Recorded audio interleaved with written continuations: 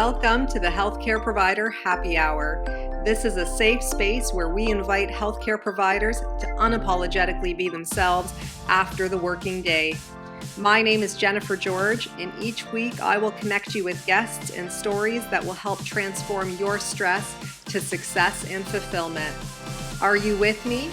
Grab your drink of choice and let's chat.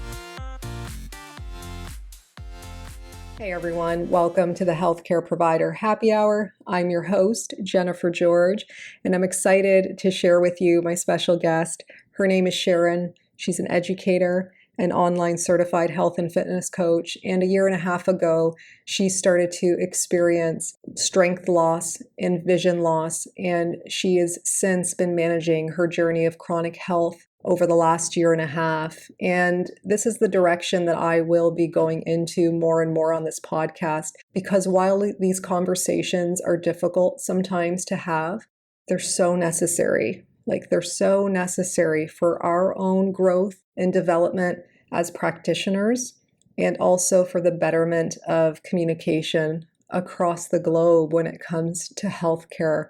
We can do better, we can be better, but we need to hear it straight from our clients and our patients and their stories. So I hope that you will stick around. You will listen to Sharon's story. You will hear how she talks about changes in her functional status that kind of were indicative of clues that things were not right. She shares with us her beliefs and persistence in getting to the root causes of her health issues. And she also shares with us both her positive and negative interactions and how both have led her to the path of self-empowerment and healing. So grab your drink of choice, join us. You don't want to miss this episode.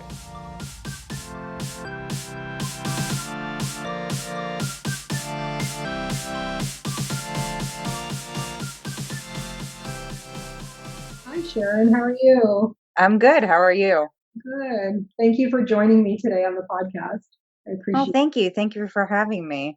Well, I'm excited to chat with you. I don't know if you know this, but you're the first non-healthcare provider and patient who I've had on the show. So this is kind of cool because this is a direction I've been kind of wanting to go into, is having it's having more clients and patients on the show to see the other side of healthcare.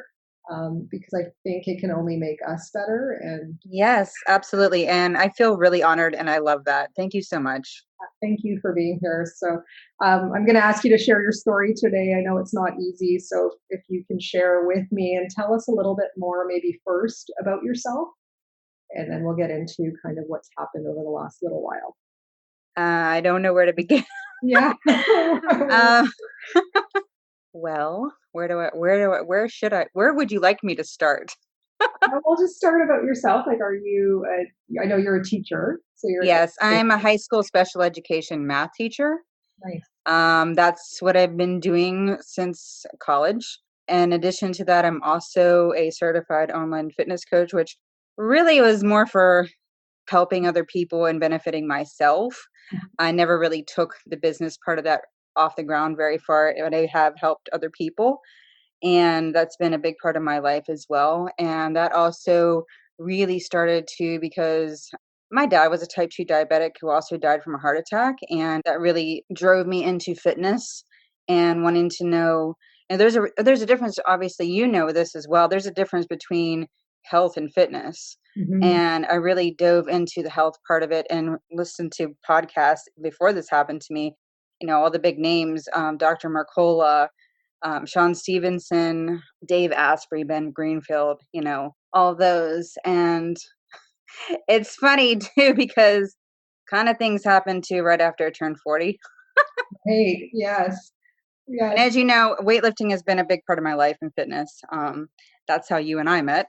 Exactly. Yeah. So basically, that is actually how I noticed things went downhill, because I noticed that my strength all of a sudden went downhill in the gym, or else I would not have noticed that something was amiss.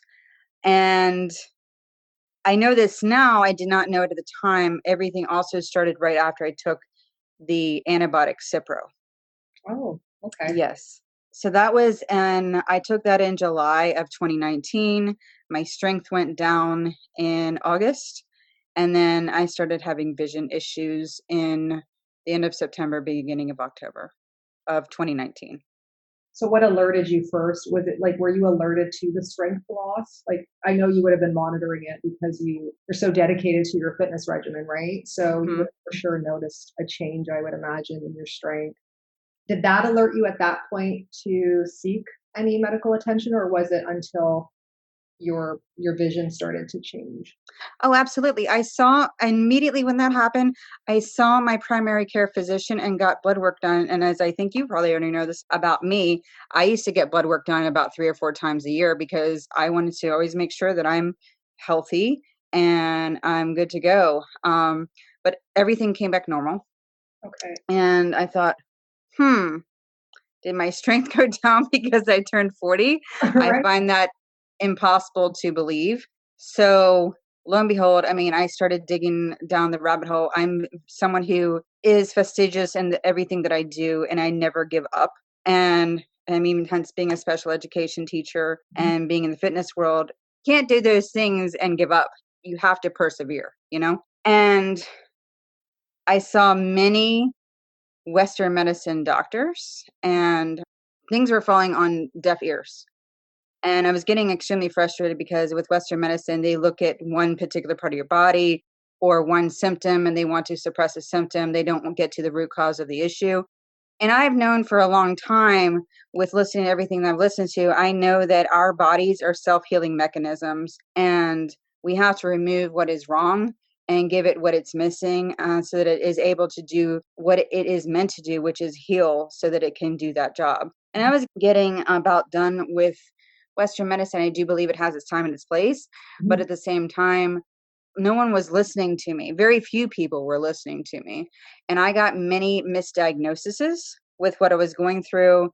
And it has taken me in many directions. I have learned so much in this past year and a half. And it has made me a stronger person. And my walk with God has become stronger as well. And I have gotten tremendously better.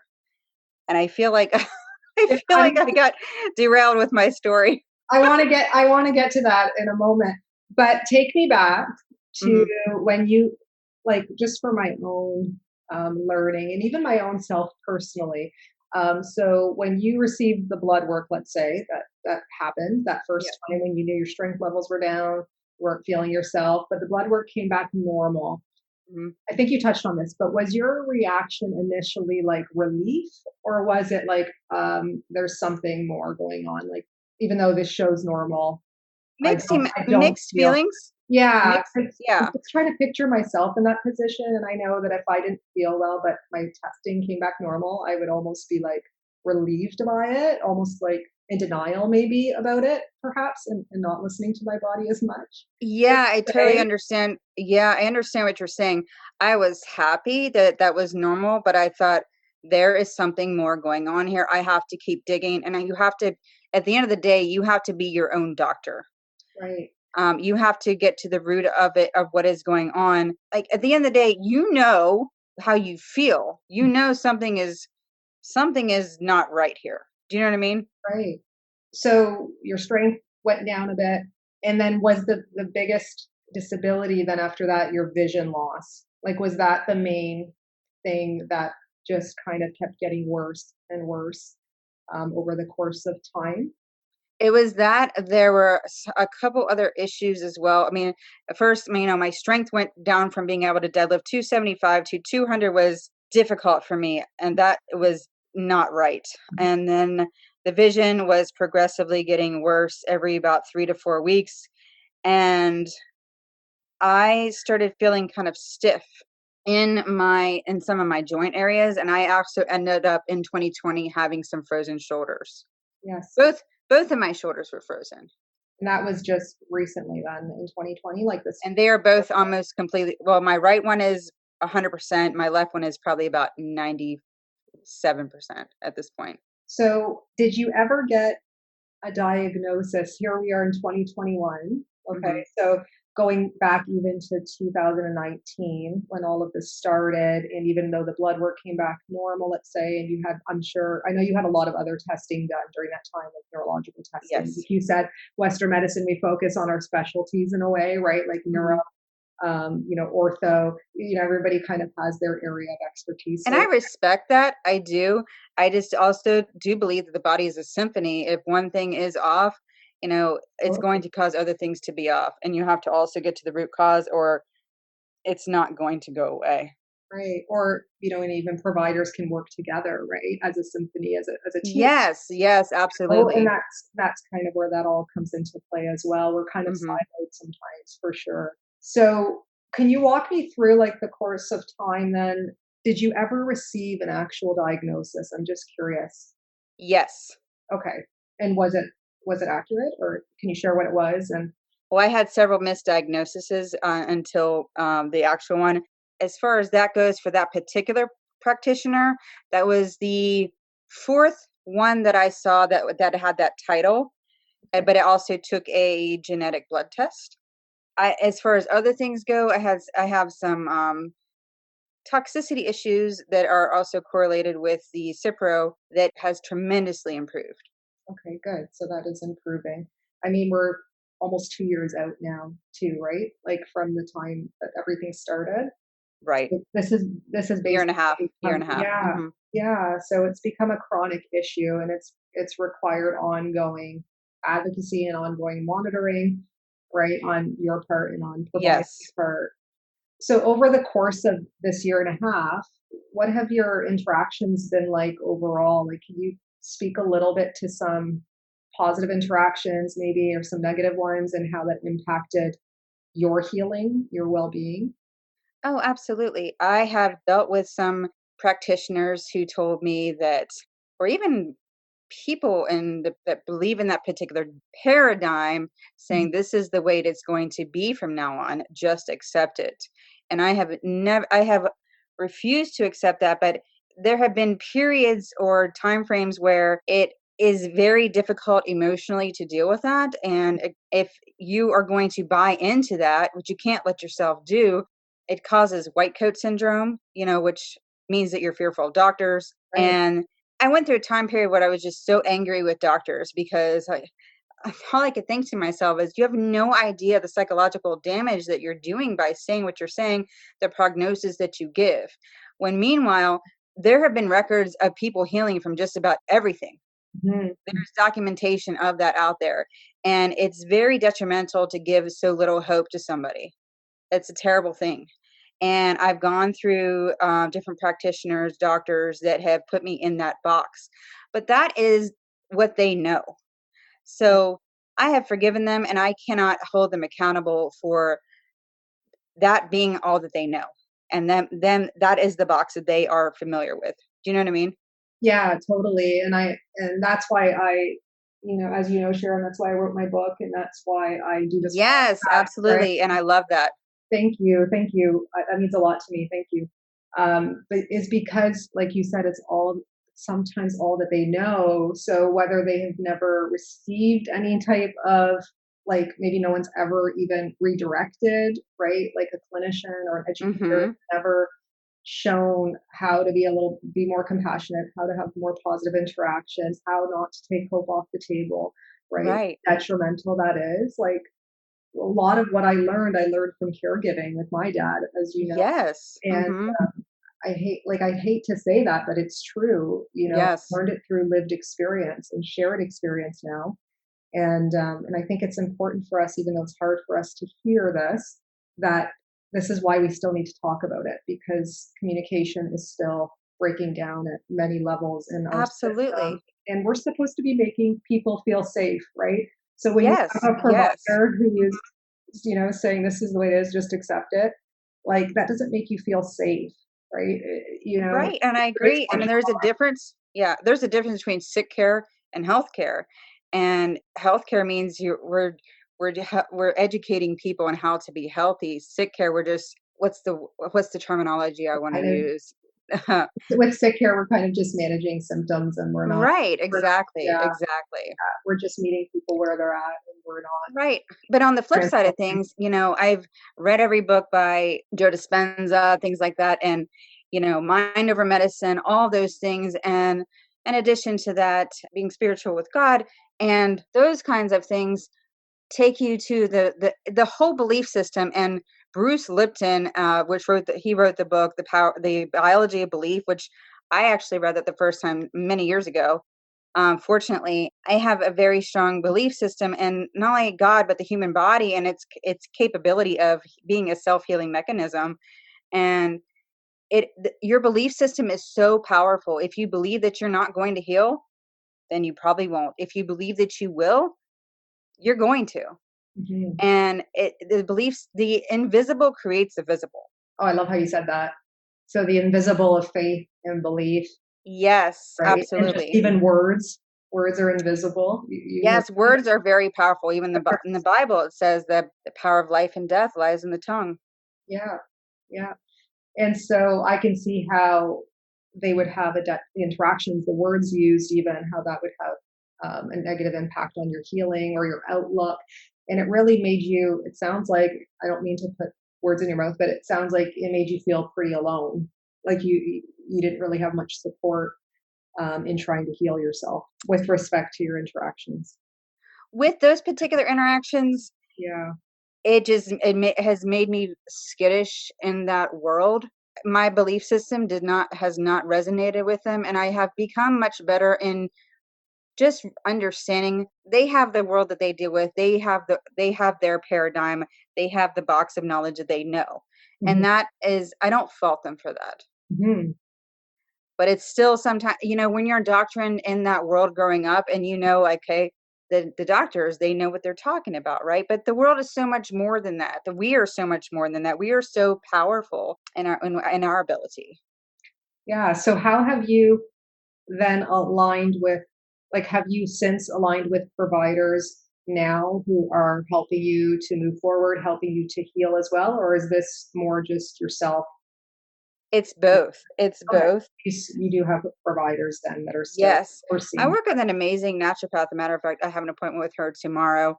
She's amazing. She will tell you that if you believe whatever you're doing is helping you, whether no matter what that is, again, it goes back to the power of the belief system. Right. And in the medical world, sometimes people will call that a placebo too, right? Yes. Yes. Or a nocebo. Yeah. Right. If you don't believe in it. Hmm. Yeah. So I know it's been tough because it's been such a long journey and you've had to advocate for yourself and just take matters almost into your own hand in terms Hmm. of healing, right? Which has been Yes. like, that's amazing to me, like that you empowered yourself that way. So I applaud you so much for that. That's not easy. Thank you. Yeah. Thank you. So how did you, I know you referred to your faith. How have you kind of accepted along the way how things are and continue to remain persistent and advocate for yourself and hopeful in the future? That is an excellent question. I think, first of all, just my belief in God Mhm. is number one. And actually, God can heal you from anything if you believe that He is your Lord and Savior and that Jesus died on the cross for you and He shed His blood for our sins. Mhm. There's that. That is of ultimate importance to me. But in addition to that, it's my belief system for myself and believing in myself and knowing that I am going to heal and also saying that myself as well. And also because I have been extremely fortunate because I have persevered and I have found people that have been completely amazing to work with. And I've been very fortunate with that. Great. And I would also say my support system with my friends and my family as well, because that's been important. Yeah, I was going to ask. I know your mom's been there too, Hmm. um, along the way as well. Uh, Yes. My it's, mom's been amazing. yeah. Oh, well, I'm happy you have her in your corner. I'm sorry about your dad. I know he had passed. I'm sorry to hear that. He was a teacher as well. Yes. Yourself. My mom's also a retired teacher. Oh, I love it. I love educators. Thank you. I'm biased too. So much respect there. So And the other thing I want to mention too that other people can learn from is that you continue to have faith in other providers being there, like finding the right providers for you, which I Yes. think is Hmm. awesome, and not just Hmm. taking the first opinion you get per se, and just continuing to find your team, so to speak, Yes. which is great. So I'm glad you found a naturopathic doctor specifically who works well with you and for you. So what in what ways now have you improved over the last two like year and a half? Has it been your I know you're back to working out, which is awesome. I also wanted to note too, so I do work with someone with me on my belief system, and Oh, I work on it with myself. And I think sometimes I just wanted to backtrack because I wanted to add a few things. You have to go with your intuition sometimes too, with whether you should work with someone or not. And I also think that in anything in life, like-minded people tend to be drawn to one another, and I think that goes with as well as who you're working with as a practitioner. yeah. And I want to go back to your question. I'm sorry. No, that's okay. But I do believe for myself as well, like certain patients and families and even people I've worked with, I do believe they've come into my life, even if professionally for a reason, for sure. I've always learned Absolutely. something from the experience. Yeah. I was curious as to how you improved over the last, because you said you've improved quite a bit recently. So I was wondering how over the last year and a half you've seen functional improvements and what that's looked like for you. Yes. So I wanted to note too that I also had PTSD, which I no longer have. I have worked through that. I used to I'm not going to mention the other things. They're just chronic things, and the genetic thing. I don't resonate with those things. I don't Mhm. like to say them and or give them power. But how have I improved? Leaps and bounds, honestly. More energy. I used to sleep 12 plus hours a night, and usually it's about 7 hours now. And I don't have any stiffness at all. Both of my shoulders are almost back to 100%, so which is fantastic. I feel really good. I have a lot of energy, and also my vision has been improving. Oh, good. I'm so glad to hear that. Absolutely. We're moving in the right direction, aren't we? Mhm. That's wonderful. So, what moving forward, as you continue to manage your health needs, and what kind of things do you now look for in a trusted healthcare professional? I think and the of utmost importance that they are open-minded as far as the ability of the most natural thing that the body does is heal. What is a self-healing mechanism? I think that is of utmost importance.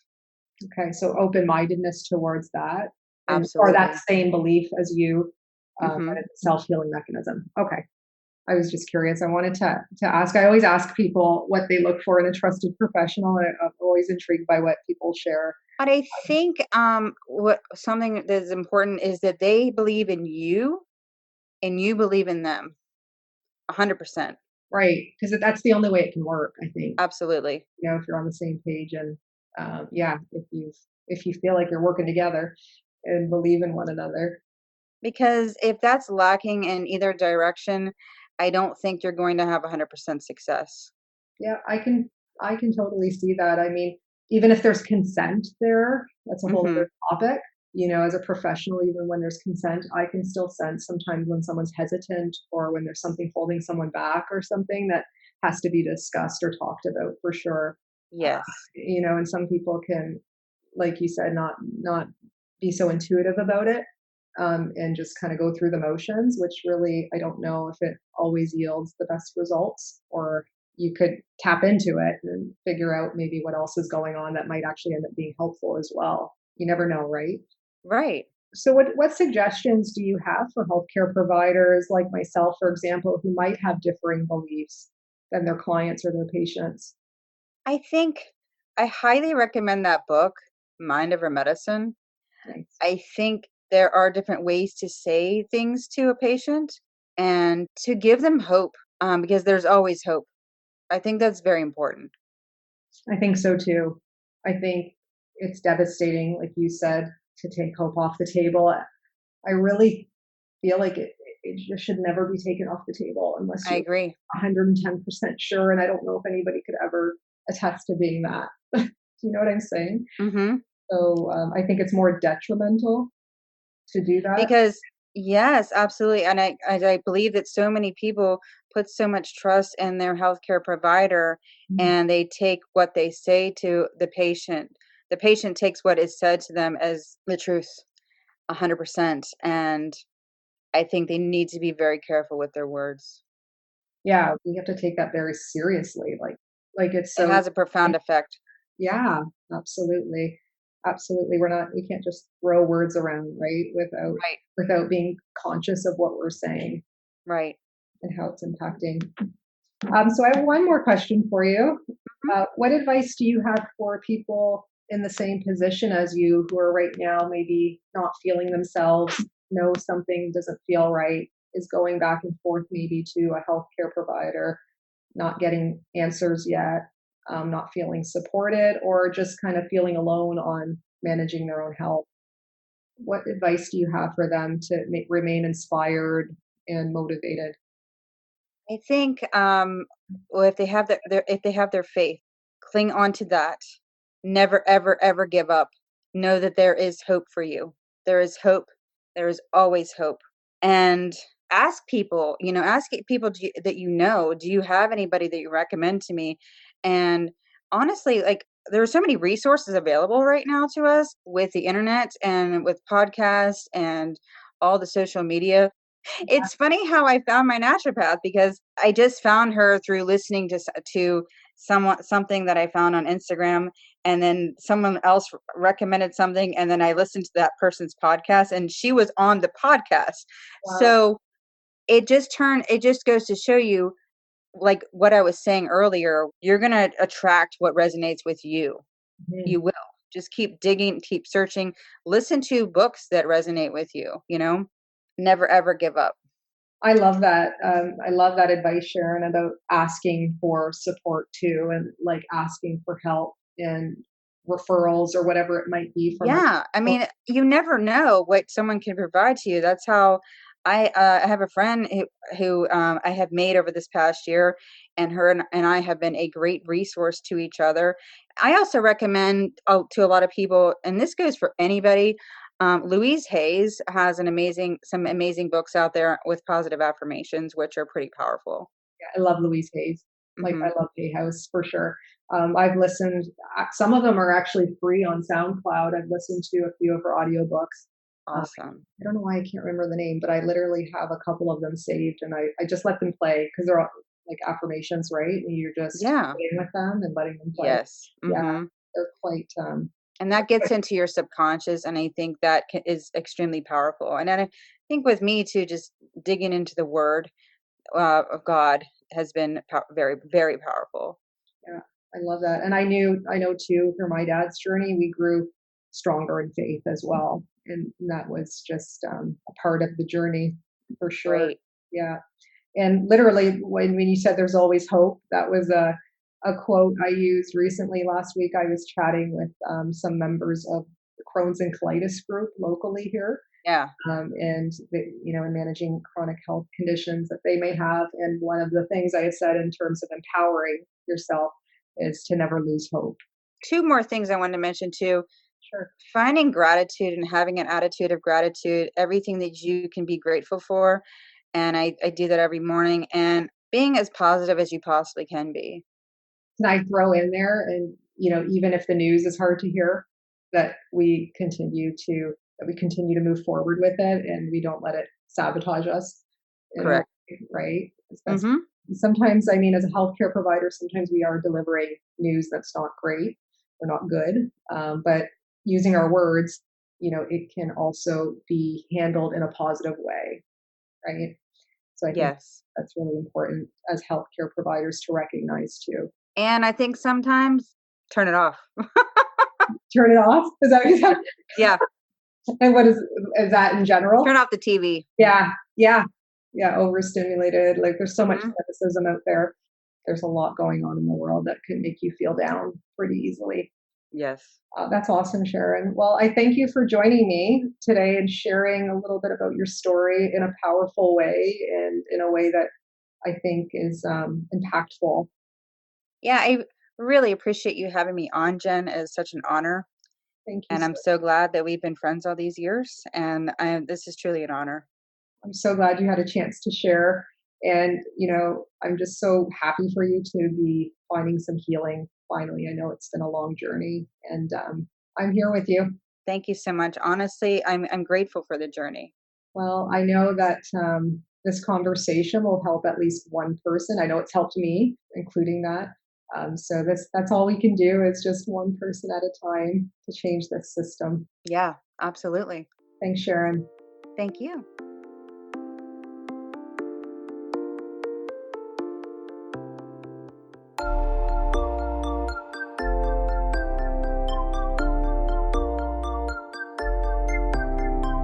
So if you guys like this podcast, please subscribe and leave an honest review.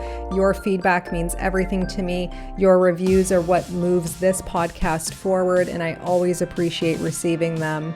If you want to get a hold of me directly, reach out to me on social media. My handles are in the show notes. And you can always subscribe to my weekly newsletters at jennifergeorge.co so that we can stay connected. So until next time, thank you guys so much again for your ongoing support.